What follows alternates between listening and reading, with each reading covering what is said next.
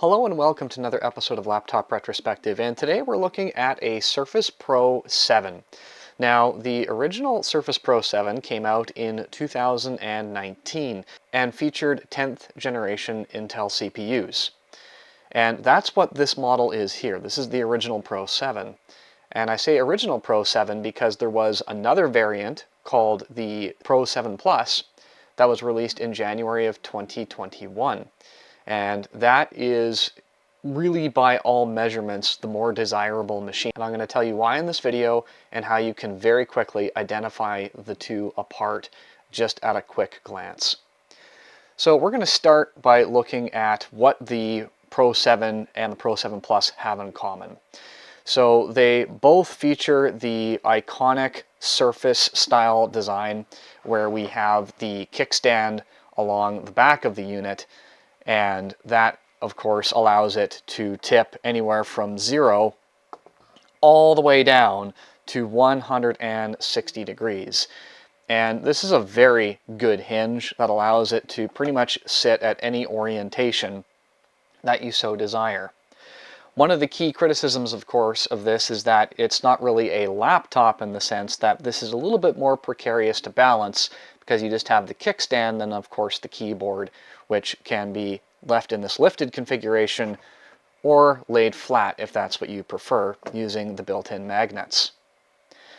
It's also worth pointing out that this is an Alcantara fabric that is on the back side of the case. And if you're looking to see how to clean that, I'll leave a link to an older video up here in the corner, wherever the corner is, to where you can see how using actually a glass cleaner and a microfiber cloth is probably one of the best methods I have found to keep this looking fresh and nice and reduce the amount of human oil that this will obviously absorb. Let's turn our attention back to some of the specifications. The Pro 7 and Pro 7 Plus both feature the same display, which is a 12.5-inch 3:2 aspect ratio pixel sense display. This is a 2736 by 1824 pixel display. And these are pretty gorgeous panels. There's a lot of standard features built into the top of the display, like Windows Hello, infrared cameras, all of that good stuff. One of the other key additions that occurred to the Pro 7 was the inclusion of the USB Type-C port, which was a bit overdue given the generations, but this was really welcomed to see. It would replace the mini DisplayPort style connector. And again, very, very handy, really opens up the versatility of the device, especially if you don't want to use like the Surface connector proprietary systems. We can really start to dive into the significant differences between the 7 and 7 Plus. So the biggest difference is the specifications and the CPUs. So the 7 came with 10th generation Intel, whereas the 7 Plus came with 11th generation Intel. Now, if you're not too concerned about the differences there, the fundamental difference is actually found on the back of the machine. And if we look at the back of the machine of this 7, we'll notice that there's a slot for a micro SD card, but you'll notice that there's nothing else. And that is because on the 7, however, on the 7 Plus, you will see a door with a screw that you can actually remove the NVMe drive that comes with these units. So that's one of the fastest and easiest ways to identify between a 7 and 7 Plus. If you're looking at these at a store or on eBay, that's the definitive difference. Now, there are many other differences. For example, the Pro 7 comes with the i3, i5, i7 10th gen, whereas the Pro 7 Plus comes with an i3, i5, i7 11th gen. And that also comes with different RAM configurations. So it's all low power DDR4X, but the Pro 7 only has 4, 8, and 16 soldered, of course, options, whereas the Pro 7 Plus has 8, 16, and 32. Solid state drive options are the same across all units. Obviously, the 7 Pro Plus is removable, the 7 Pro is not, but they did come with 128, 256, 512, and 1 terabyte from the factory. GPUs are a bit more of a deeper dive. The i3 in both variants operates the Intel UHD, whereas the Pro 7 features the Iris Xe on their i5 and i7 models, where the Pro 7 Plus features the Iris Plus on the i5 and i7 models. Lastly, on the inside, we do have different battery configurations. So on the 7 Plus, there was a for business battery that they shipped with it, which is a 50.4 watt hour, which is a little bit smaller than what was featured on the standard 7, which was a 43.2 watt hour, I believe, is what it ended up being.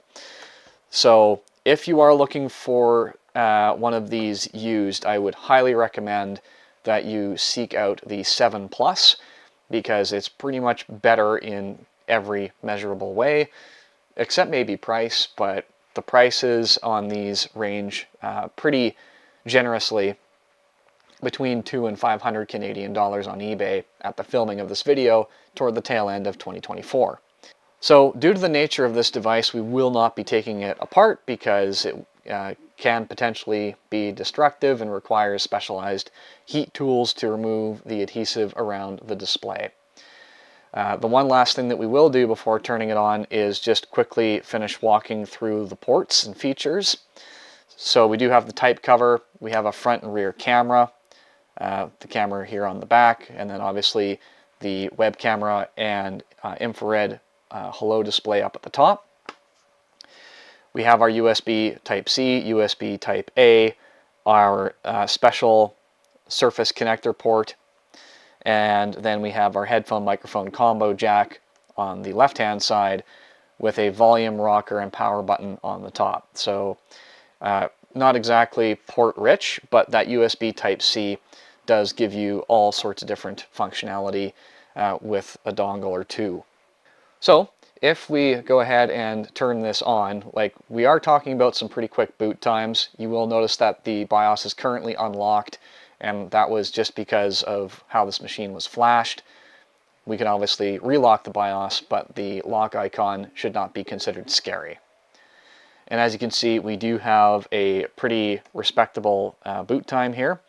And this one is the 10th generation i5, 8 gigabytes of RAM, and 256 gigs of storage. So pretty much middle of the road in every respect when it comes to the 7.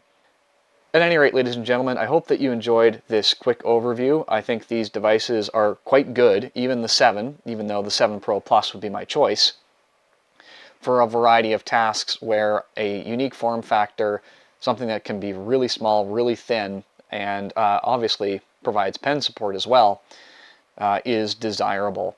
The Surface line is got a reputation for being very well built, and obviously with a device running 10th or 11th generation Intel, you are going to have Windows 11 support moving forward, just like you have on this one, which is going to be especially important with Windows 10 kind of being sunlit by the end of the year. If you've used one of these and you've got some personal stories, make sure you're leaving them in the comment section down below, and if you have any questions, I'll do my best to answer them. Thank you so much, and I'll see you next time.